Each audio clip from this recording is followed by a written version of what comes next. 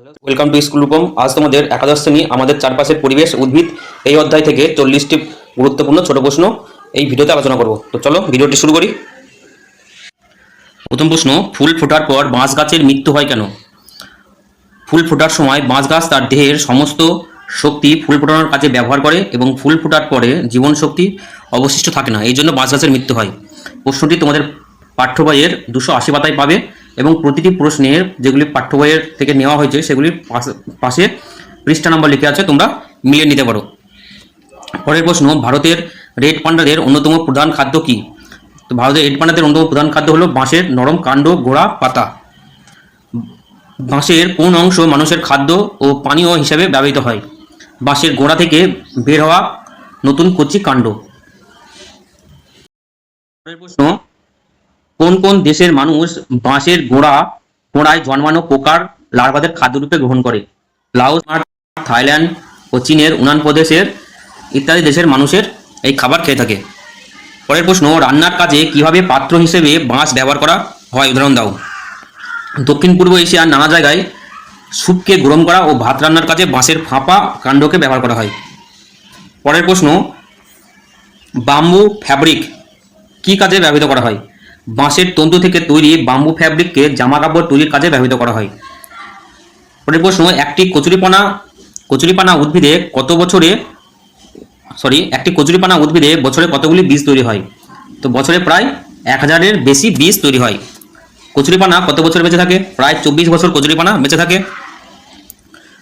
এবারে ফ্লোরিডায় 1884 সালে কচুরিপানা কি সমস্যার সৃষ্টি করেছিল? তো উত্তর আমেরিকার 1884 সালে যখন দক্ষিণ আমেরিকা থেকে কচুরিপানা গাছ আনে তখন প্রতি বর্গমিটারে জন্মানো 50 কেজি কচুরিপানার জন্য ফ্লোরিডার সমস্ত জল চলাচলের পথ রুদ্ধ হয়ে গেছিল।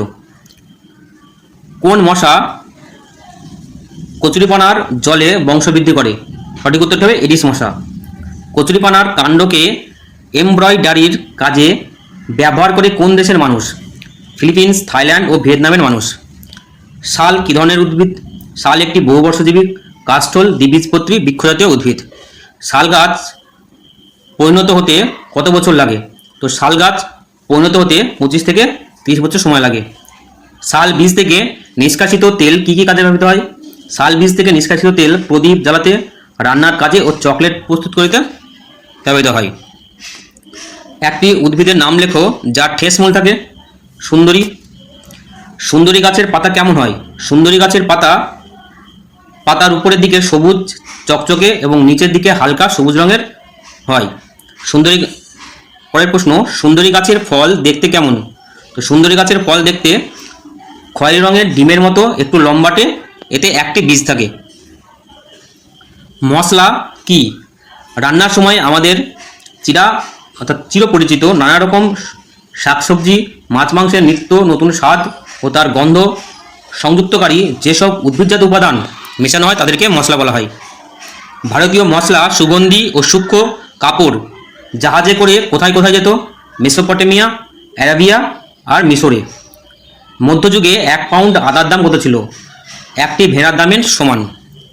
মধ্যযুগে সবচেয়ে দামি মশলা কোনটি ছিল? গোলমরিচ।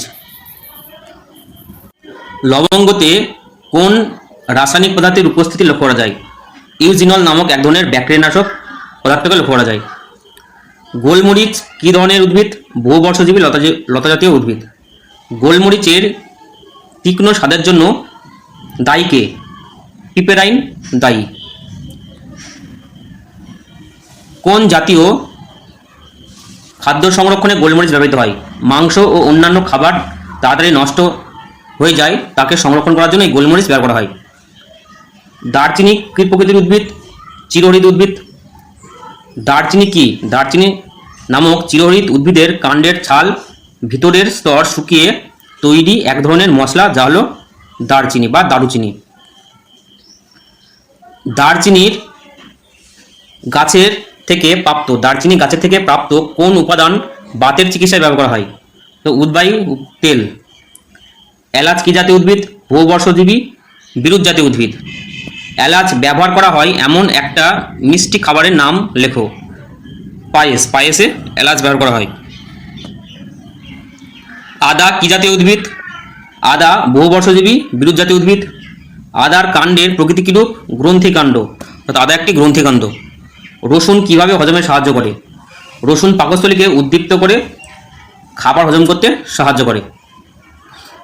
এশিয়াতে কত প্রজাতির ঔষধি গাছ পাওয়া যায়? প্রায় ৮৫০০ প্রজাতির ঔষধি গাছ পাওয়া যায়। দুটি ভেষজ উদ্ভিদের নাম লেখো। আমলকি ও নয়নতারা। একটি বৃক্ষজাতীয় ভেষজ উদ্ভিদ নিম। কোন কোন প্রসাধনী দ্রব্যে নিমজাত পদার্থ ব্যবহার করা হয়? সাবান, শ্যাম্পু, দাঁতের মাজন, পাউডারে নিমজাত দ্রব্য ব্যবহার করা হয়। নিমজাত দ্রব্যে কি গুণাগুণ বর্তমান?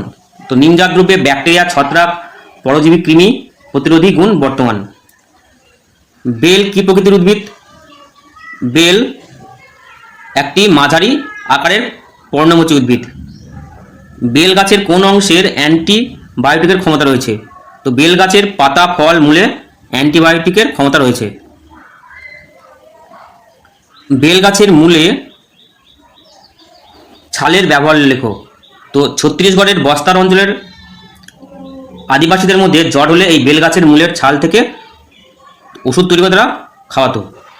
আমলকি কি জাতীয় উদ্ভিদ? আমলকি একটি মাঝারি ধরনের পর্ণমোচী বৃক্ষজাতীয় উদ্ভিদ। আমলকিতে কোন ভিটামিন পাওয়া যায়? আমলকিতে ভিটামিন সি পাওয়া যায়। অ্যানিমিয়া, বার্ধক্য ও ক্যান্সার প্রতিরোধে কোন ফল কার্যকরী? আমলকি।